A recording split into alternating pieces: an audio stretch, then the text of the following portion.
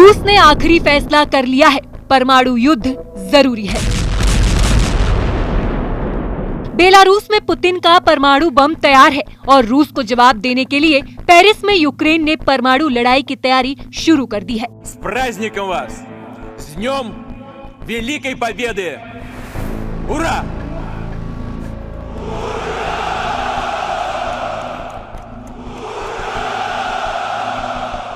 दुनिया के चुनिंदा युद्ध विशेषज्ञों ने रूस यूक्रेन जंग में अब परमाणु युद्ध को बेहद जरूरी बता दिया है। इस वक्त बेलारूस में राष्ट्रपति पुतिन का होना साबित करता है कि रूस यूक्रेन पर बेलारूस की तरफ से भी बड़े हमले की तैयारी कर रहा है।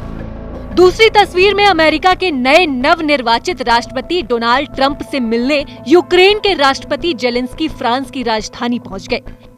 राष्ट्रपति जेलेंस्की के साथ फ्रांस के राष्ट्रपति इमैनुअल मैक्रो को भी साफ देखा जा सकता है। दावा किया जा रहा है कि अमेरिका यूक्रेन को एटमी हथियार ट्रांसफर करने जा रहा है।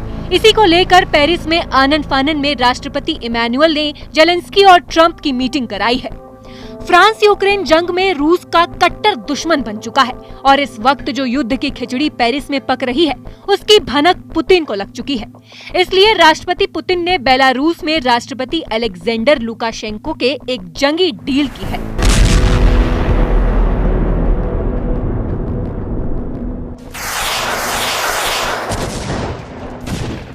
जिसमें अब रूस बेलारूस में मौजूद अपने एटमी हथियारों को एक्टिव करने और अपनी नई हाइपरसोनिक मिसाइल ओरोशनिक को बेलारूस में तैनात करने जा रहे हैं।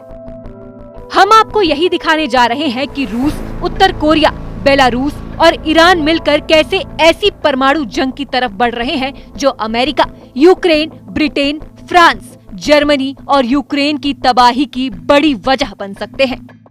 रूसी और पश्चिमी मीडिया के मुताबिक पुतिन की बेहद गुप्त मीटिंग में इस बात के संकेत दिए गए हैं कि रूस यूक्रेन जंग को बातचीत से खत्म नहीं किया जा सकता है। इसका आखिरी रास्ता है एटमी जंग।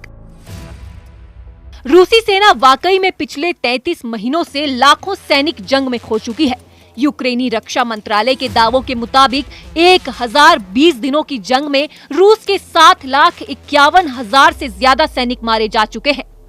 अगर यूक्रेन के ये दावे सही हैं, तो ऐसे हालात में रूस के सामने एक ही विकल्प बचता है, हर हाल में परमाणु जंग। रूस के विदेश मंत्री सर्गेई लावरोव ने तो डंके की चोट पर कह दिया कि अगर परमाणु युद्ध होता है तो इसके लिए अमेरिका और नाटो देश सीधे तौर पर जिम्मेदार होंगे। रूस के विदेश मंत्री सर्गेई लावरोव कई बार यूक्रेन, अमेरिका, फ्रांस, जर्मनी और ब्रिटेन को परमाणु चेतावनी दे चुके हैं। इस धमकी का असर ब्रिटेन पर साफ दिखने लगा है। ब्रिटेन के रक्षा मंत्री एलिस्टेयर कान से सनसनीखेज दावा करते हुए न सिर्फ ब्रिटेन बल्कि नाटो की भी पोल खोलकर रख दी है। इस वक्त पूरे रूस में भारी भरकम ट्रेलर पर लंबी दूरी की परमाणु मिसाइलों के जखीरे खुफिया अड्डों पर पहुंचाए जा रहे हैं। लगभग 1500 फुल एक्टिव परमाणु मिसाइलें और एटम बम हमले करने के लिए तैयार हो चुकी हैं। यूक्रेन, नाटो और पश्चिमी देशों की खुफिया एजेंसियां इस वक्त पुतिन के परमाणु तेवरों से कांपने लगी हैं।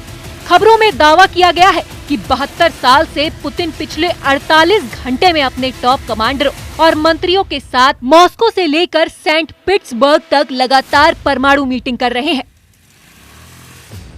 दावा किया जा रहा है कि जब से यूक्रेनी सेना ने नाटो देशों के साथ मिलकर रूस पर लंबी दूरी की मिसाइलों से हमले किए हैं, उसके बाद से पुतिन ने दो टूक कह दिया है कि अब टेबल पर नहीं, सिर्फ जंग के मैदान में ही युद्ध का फैसला होगा। आने वाले कुछ घंटों में ही रूस की तरफ से यूक्रेन पर या तो परमाणु हमला हो सकता है या फिर लंबी दूरी की बड़ी मिसाइलों से यूक्रेन के राजधानी कीव को तबाह किया जा सकता है। हम आपको पूर्व अमेरिकी विदेश मंत्री कॉलिन पावेल के स्टाफ के प्रमुख के तौर पर काम करने वाले अमेरिकी सेना से सेनानिवृत्त कर्नल लॉरेंस विल्करसन का वो हैरान करने वाला बयान दिखाते हैं, जिसमें उन्होंने साफ कहा है कि जिस तरह से रूस पर यूक्रेन ने अमेरिकी मिसाइलों से हमला किया है, उसके बाद से रूस यूक्रेन के साथ साथ नाटो देशों पर भी हमला करने का पूरा अधिकार रखता है। फ्रांस की राजधानी पेरिस के एलिसी पैलेस में अमेरिका के नवनिर्वाचित राष्ट्रपति डोनाल्ड ट्रंप फ्रांस के राष्ट्रपति इमैनुअल मैक्रो और यूक्रेन के राष्ट्रपति वोलोदिमीर जेलेंस्की के बीच एक गुप्त मीटिंग रूस यूक्रेन जंग को लेकर हुई है। दावा किया गया है कि पेरिस के एलिसी पैलेस में हुई इस त्रिपक्षीय वार्ता में 90 मिनट तक जंग की रणनीति बनाई गई है। खास तौर से अगर रूस परमाणु हमला करता है तो क्या रणनीति होगी, इस पर भी बात होने के संकेत दिए गए हैं। जेलेंस्की ने ट्रंप से अलग से 35 मिनट तक मुलाकात की है। शायद ट्रंप ने जेलेंस्की को एटमी हथियार ट्रांसफर करने पर चर्चा की है। पेरिस में इस परमाणु मीटिंग को लेकर रूस बुरी तरह से भड़क गया है।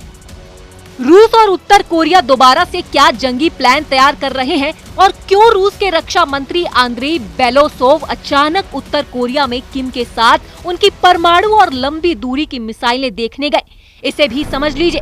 29 नवंबर 2024 दिन शुक्रवार, रूस के रक्षा मंत्री आंद्रेई बेलोसोव ने उत्तर कोरिया की राजधानी प्योंगयांग में supreme leader Kim Jong Un से मुलाकात की। उत्तर कोरिया में supreme leader Kim Jong Un अपने सबसे घातक मिसाइलों और हथियारों को देख रहे हैं। बेहद बड़े और विशालकाय सैन्य ठिकाने पर किम एक एक परमाणु मिसाइल, टैंक, तोप और एयर डिफेंस सिस्टम को बारीकी से देख रहे हैं। ये वही हथियार है जो उस वक्त रूस भेजे जा रहे हैं। जरा देखिए किम के बम, मिसाइल और तोपखाने से पुतिन कैसे यूक्रेन जंग जीत रहे हैं। कुछ रिपोर्टों में दावा किया गया है कि उत्तर कोरिया के सुप्रीम लीडर ने राष्ट्रपति पुतिन से साफ कह दिया है कि वो रूस का साथ मरते दम तक देंगे।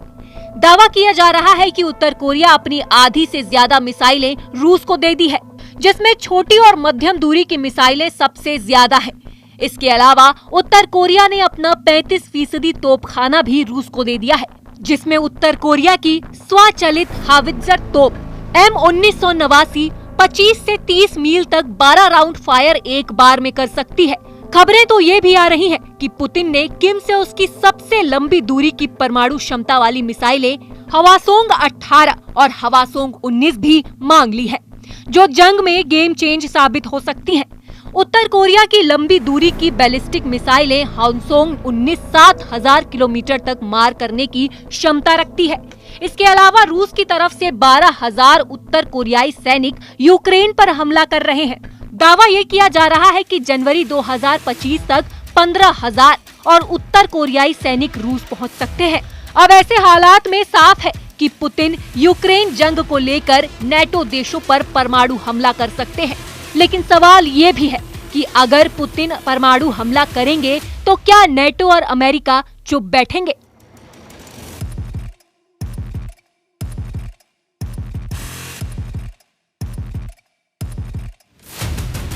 Bureau report, news 18।